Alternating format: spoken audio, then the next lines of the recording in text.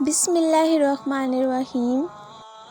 لوگ ہزار منتوں کے بعد بھی نہیں مانتے اور میرا رب ایک سجدے میں مان جاتا ہے۔ رشتوں کے بازار میں آج کل وہ لوگ ہمیشہ اکیلے پائے جاتے ہیں جو دل اور زبان کے سچے ہوتے ہیں۔ خشوع و خضوع کے ساتھ کیا گیا ایک لمبا سجدہ بہت سے میلوں سے بہتر ہے۔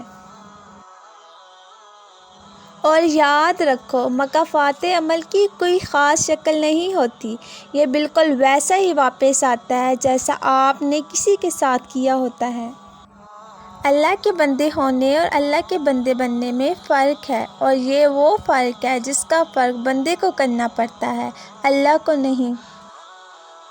اللہ کے سوا کسی سے بھی کوئی چیز دوسری مرتبہ نہ مانگو۔ ٹینشن، بے چینی، ڈپریشن تب ہوتے ہیں جب ہم دوسروں کو خوش کرنے میں اپنی زندگی گزار رہے ہوتے ہیں۔ خوبصورت لمحات کا یہ مطلب نہیں آپ کس جگہ ہو، بلکہ یہ ہے کہ آپ کس کے ساتھ ہو۔ اگر خوش ہو تو آہستہ سے ہنسا کرو تاکہ غم نہ جاگ جائے، اور اگر اداس ہو تو آہستہ سے رویا کرو تاکہ آنے والی خوشی کہیں نا امیدی میں نہ بدل جائے۔ تمہارا باپ دنیا کا واحد شخص ہے جو تمہیں خود سے بہتر بنانے کی خواہش اور کوشش کرتا ہے۔ اکیلے بیٹھ کر خود سے سوال کریں، آپ کے مرنے کے بعد کتنے لوگوں کی زندگیوں پر فرق پڑے گا؟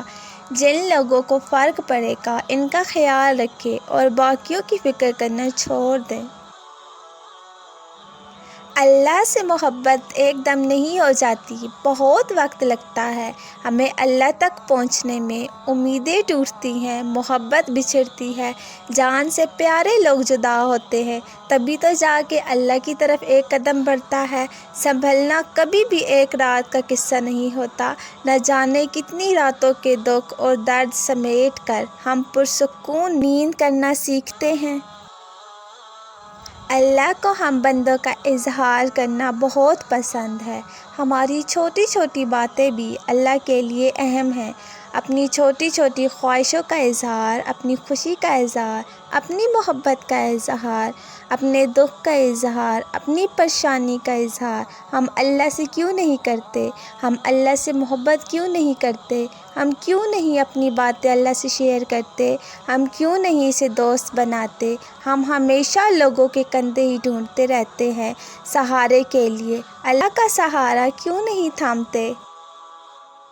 پاک ہے وہ پروردگار جو عیبوں کو چہرے پر ظاہر نہیں ہونے دیتا۔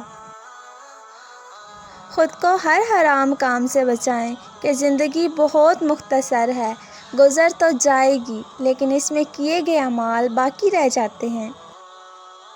سورہ یوسف پڑھ کر لگتا ہے سگے حسد کر سکتے ہیں، اپنے ہلاکت میں ڈال سکتے ہیں، غیر نجات دلا سکتے ہیں، پارسا پر تہمت لگائی جا سکتی ہے، بلا جرم قید ہو سکتی ہے، غیبی مدد سے برات مل سکتی ہے، ظلم سہ کر عظیم منصب مل سکتا ہے، تقوی سے عزت کا حصول ہو سکتا ہے، عزیز جدا ہو سکتا ہے اور ہجر کاٹا جا سکتا ہے، بچھڑا ہوا مل سکتا ہے اور ہر خواب پورا ہو سکتا ہے۔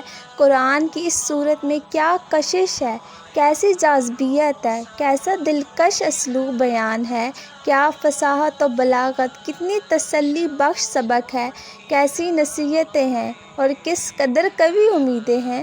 بے شک ہر مشکل کے بعد آسانی ہے۔